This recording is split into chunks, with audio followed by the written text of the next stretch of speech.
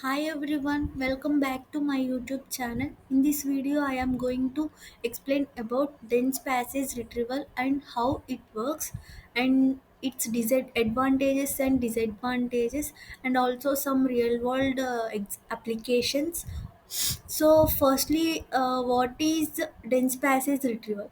So, dense passage retrieval is a technique that uses neural networks to find relevant text passages by representing both user query and the documents that containing passages in large corpus as a dense vectors in a shared semantic space.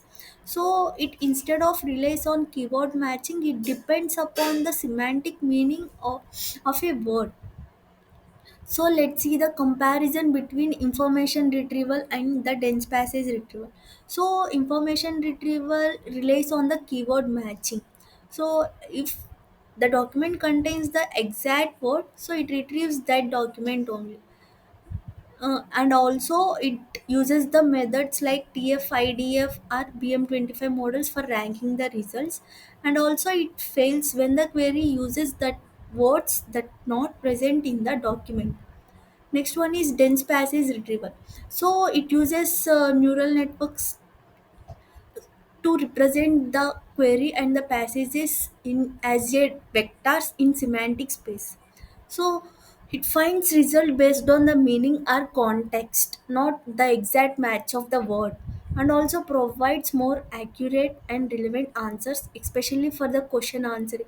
Like if you give a question or ask a question in the Google, it gives the answers that contain that related about the query, and also useful for semantic search tasks.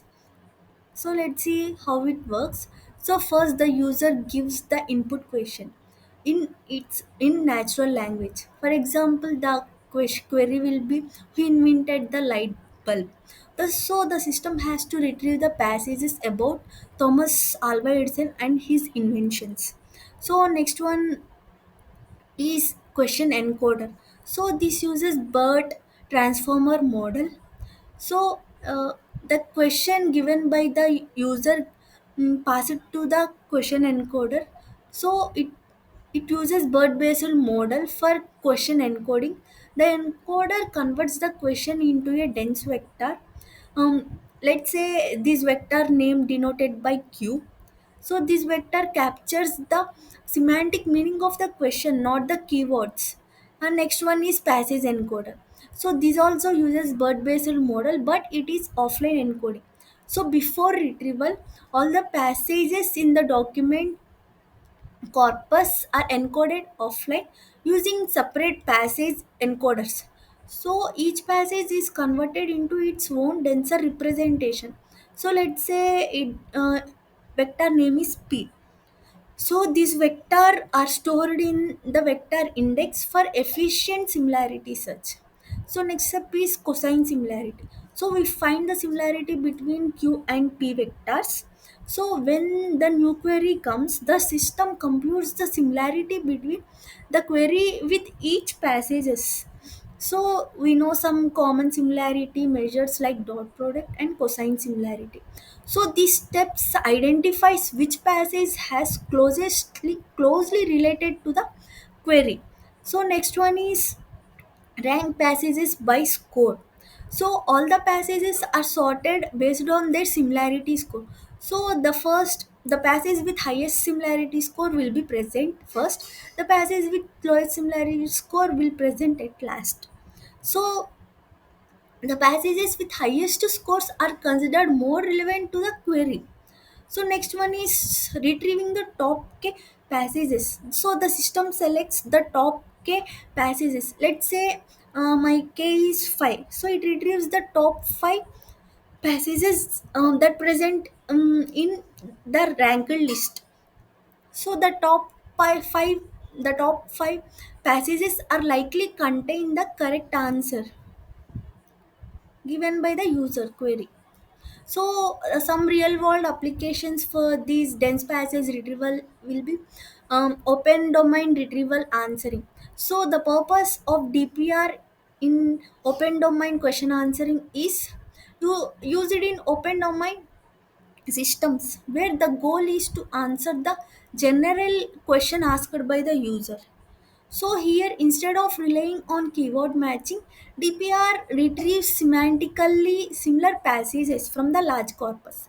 So it used in Google search, ChatGPT, Copilot, and next one is chatbots and virtual assistants. So the purpose of the dense passage retrieval in this application is helps AI assistant to find more relevant context or previous information to answer user queries more naturally.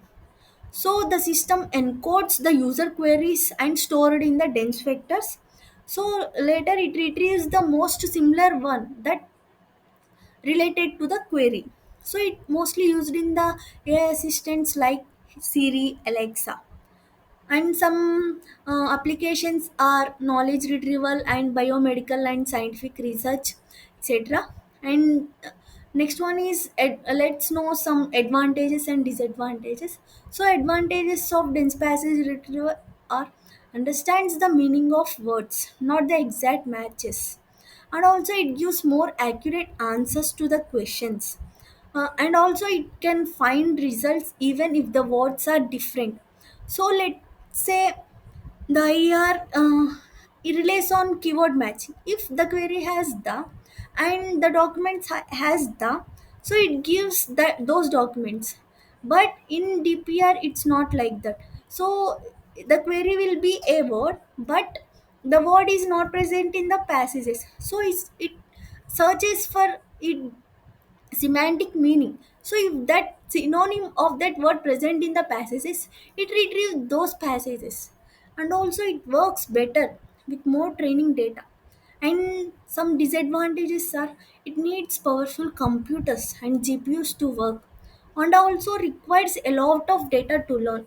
So here we uh, learning the synonyms. So for learning the synonyms, system needs more data, and also it hard to explain how it find answers. In a year we can easily say, so the word the present it reduces that documents containing the query word the, but here we checking the meaning, but here so we can't explain how it finding the answers. And also it uses more memory and storage space. So this is the brief information about dense passage retrieval. This is the end of the video. Thank you.